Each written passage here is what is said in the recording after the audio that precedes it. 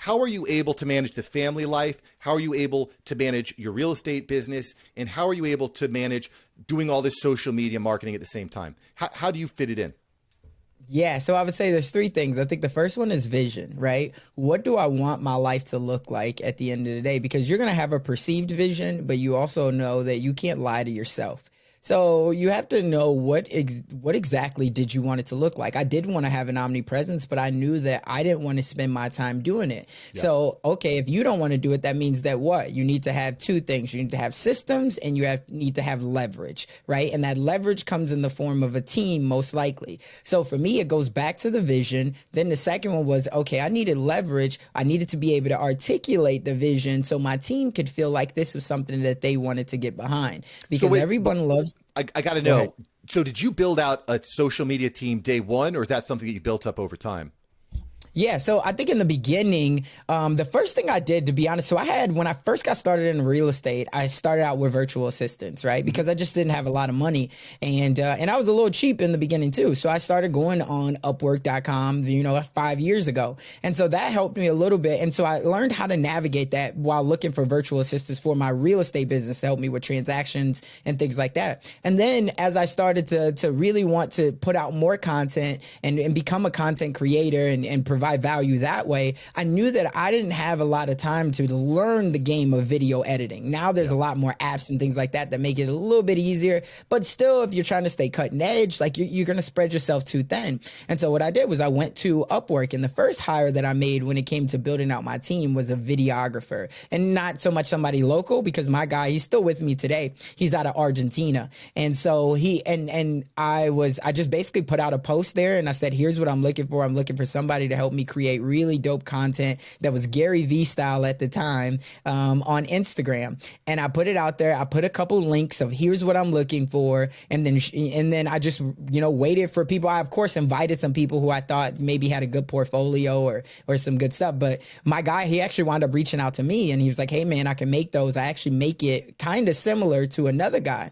And then he showed me those, and then we just started the connection. So that was the first guy who I built a relationship with. And then from there, it kind of evolved out, and we tried many different things. He was doing social media writing. He was doing captions for the post for me. And then what I learned was that he was kind of burning out too. And so I was like, okay, well, I need to get him back into something that's a little bit more specialized to what he wants to do, because he started out just doing the video editing and all these other things. But then he evolved into all these other things. Right. So then I was like, okay, well, what's the next thing that I need? I was like, okay, well, if I want to get him back to what he loves so he doesn't burn out, I probably need a social media manager.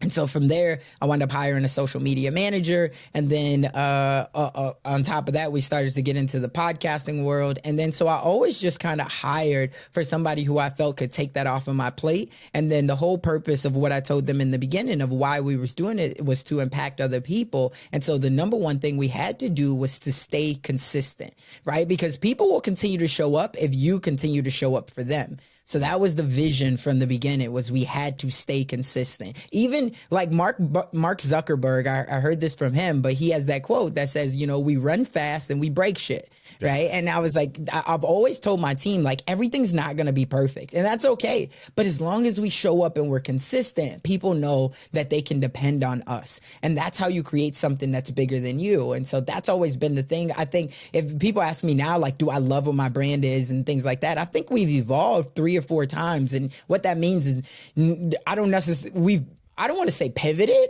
but we've made, shifts 3 or 4 times. Like, oh, let's try out this style of media. But that's what life is. It's optimization, even from a kid, right? We start out and maybe you're doing basketball. Then you go to soccer and you don't like any of those. And you want to be a YouTuber now, or you want to be a professional gamer, or you want to be an author, it's just a whole bunch of shifting. Right. And you're shifting gears until you find what's comfortable for you. And so that's what I've always tried to do. And it's just like anyone else. I'm human. Right. And I see things and I have that a little bit of perfectionism where it's like, I don't like that. But then you have to understand that done is better than perfect.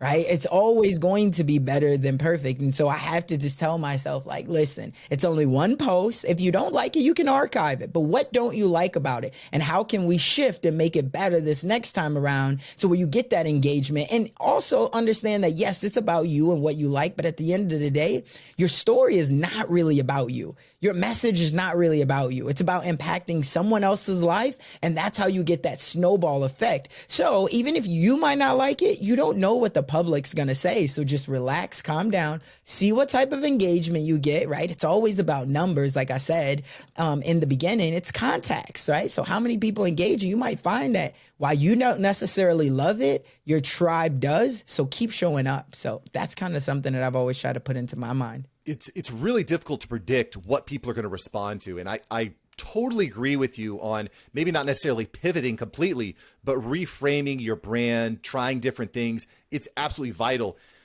because the more you produce, the more you learn, the more you listen, the more you learn. And then you need to kind of tweak to meet up with them. And I got to be honest, you use like 3 or 4 quotes that I use almost all the time. Done is better than perfect, better than yesterday, is something I say. But that idea of move fast and break stuff, I literally was saying that to my team yesterday, because I've recently onboarded 3 new social media reps to my team, right? And they're very trepidatious. They don't want to post. Everything's got to be perfect. Mark, can you approve this? Mark, can you approve that? I'm like, listen, just put it out there. Just put it out there. Right. And that's something that we all have struggled with, especially when you already have a big brand. Right. And you're trying to get your team to move.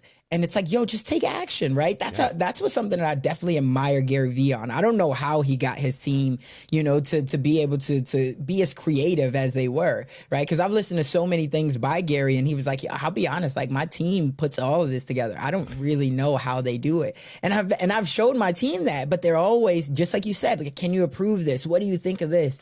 And it's like, well, listen, that's the whole reason why I created Dream Nation too, because I felt like for my brand, it was always going to be a struggle for them to be able to know what I would want to do. But for Dream Nation or anybody who's creating a media company, something that's bigger than a personal brand, right? Something that really is the voice in the community of the people, I get my team in. And what I constantly tell them is, would it inspire you to see something like this, right? Would you get value from something like this? Because if so, somebody else would get value from it too.